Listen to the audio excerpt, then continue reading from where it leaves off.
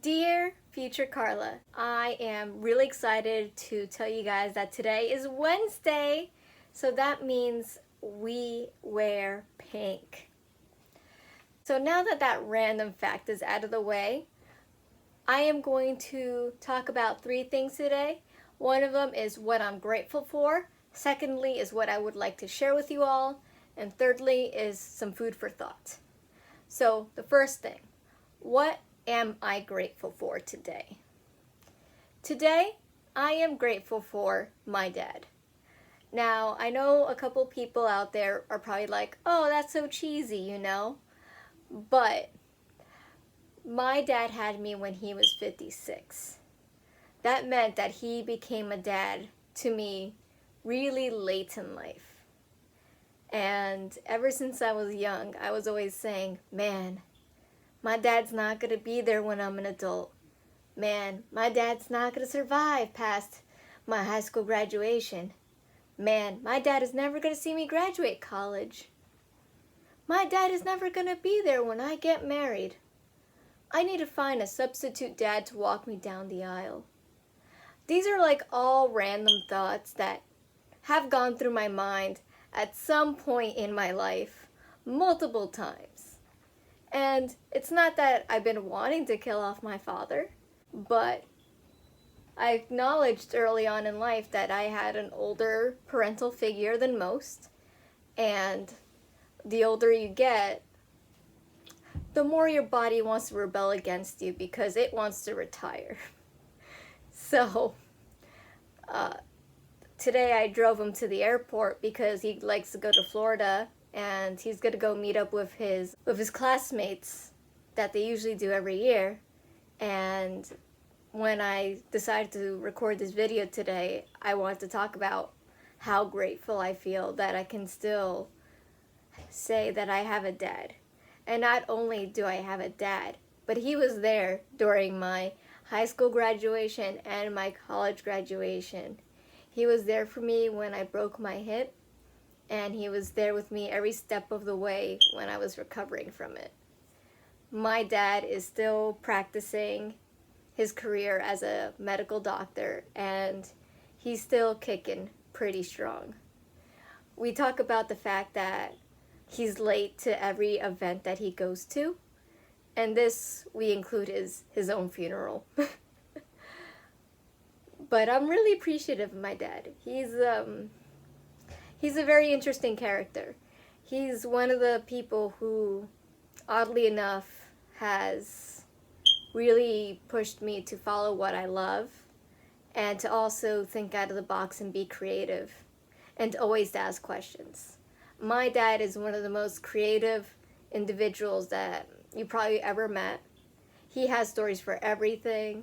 He comes up with these great tales for everything, and he is definitely a great crossover of super intelligent meets super creative. Now, I would love to share with you all the stuff that he's ever taught me, but obviously I don't want to spend too much time editing video. I would like to keep it under 10 minutes if possible. But I just really wanted to put it out there that today I really appreciate having my dad around, that he's still well enough to work, that he still feels well enough to travel, and that he's still living his best life. He's going out there to Florida. He's going to have a great time with his friends. He's going to hopefully enjoy the summer weather, or at least try to. It's like 35 degrees down there in Florida, so it's kind of cold. But hopefully the weather kind of gets better, and then that way he can actually enjoy the Florida weather in January. Now moving on to the next prompt, which is something I want to share with you today. So Future Carla, I would like to share with you my blog post that is going to be coming out after I'm done uploading this video. So while this video goes through the long uploading process, I'm going to finish up my article, 75% done with it. I just need to write how I'm going to be implementing atomic habits into my life, and then my article about atomic habits will be done.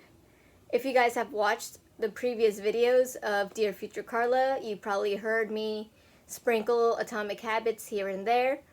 So I actually finished reading the book the other day, and today I'm just writing about everything that I learned from it, things that I liked about it, things that I didn't like about it, and now I'm just adding in the final, parts like how I want to implement it in my life and extra resources so that way the lessons that I heard from the book can stick better to me and stick better to you guys if you decide to read it as well. Atomic Habits is one of those books that I am so glad I decided to read. It's definitely very, very, very, very hyped up. So I don't want to hype it up too much because then it's overhyped. But it's a great book. It definitely re-emphasizes a lot of points that you read in other productivity books. So if you're really into reading stuff that are all about changing your habits, developing good habits, and reaching your goals, there might be a couple of things that you might hear from the past, like the 2-minute rule and habit stacking. But those are really good things to be reinforced. So try not to let those repetitions get to you. But besides that, it's a really good book. It's really solid. I enjoyed listening to it on Scribd, and I'll leave a link to it below. I'm currently reading a book about negotiating. I'll put the title in the description because I don't remember the title of the book right now. But it's a great book about negotiation, and as strange as it sounds to go from like habits to negotiating, negotiating is basically like a form of communication between you and an individual. It's trying to make sure you both are happy with the end result, whether it is negotiating for a business deal or negotiating to get a kid to sleep early as opposed to getting the kid to go to bed late. So it could be applied in various ways. So that's like an interesting book from like an FBI agent that I'm listening to right now. As for a book that I'm actually reading, I'm reading Boundaries. I'm almost done with it, so do expect a reading report and review for Boundaries.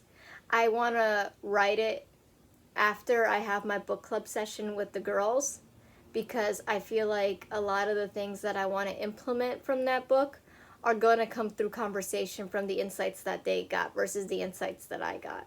For today, I want to share the link below in the description of my blog post, reading report and review for Atomic Habits. That's going to be on my blog, carprincess.com. And Future Carla, I would love it if you just checked it out, just skimmed through it, because I'm sure there's some lessons that I learned, some things that I wanted to implement that probably have left your mind over time. So it's really good for you to just quickly breeze through it, skim through it, and just be reminded about how great the book was for you in my time versus your time. And for any one of you that are still watching, I highly recommend you also give that article a read, because I always think personally it's great for me to get summaries of books before I read them. So that way I kind of know what I'm getting into and what lessons to keep like my eye out for. It's nice that you get a brief skim of something, and then when it gets mentioned in the book, you're like, oh yeah, that habit stacking thing, I heard of that before. I don't know, it kind of like sticks in your brain when you kind of hear things over time as opposed to getting it all at once. So I think it's really cool for you to get like little book summaries so that way you kind of appreciate the source material more.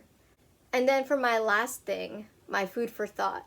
Since I am on a reading binge and specifically on an audiobooks binge on Scribd, if you are someone who is using Scribd and you know the books that are on Scribd, it would be really helpful if you mentioned a couple books that I could be listening to on Scribd. One of the things I like about Scribd is that it's a monthly fee, but I can read or listen to all the books I want. And while I thought about canceling my subscription in February, the fact that I was able to tackle Atomic Habits, even though that was something I wanted to do in 2019, and I was able to do it in January, it really made me feel good. And I'm really glad that maybe this year I could get 24 books in my noggin, because I'll read one book physically every month due to book club, and then I will audiobook a book or two through a script. And I think that would be a really great strategy, so that way I could turn out more stuff like reading reports and reviews with you guys, and I could still read the books for book club and be exposed to things that I normally wouldn't be exposed to, like boundaries. If you are not a user of Scribd, I would still love to have some book suggestions down below. Also, last bonus, if you have any name suggestions for my little green buddy that's right here, I would love to hear them.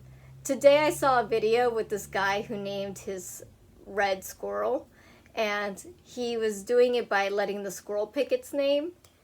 And part of me is just tempted to do an exercise like that with the names I've been already suggested, because having this little guy who's so sweet still have no name is driving me crazy. But if you still have name suggestions, I would love to hear them, just so I can maybe feel inspired by one of the names and then give it to this guy. And Future Carla, if you do have a name for him, I would love it if you posted it in the comments below, because I just want to know, what is the name of this guy? I don't know. I've been playing with so many different names, and it's driving me a little crazy. So if you have a good name suggestion, please also leave it in the comments below. Alright? Bye, Future Carla.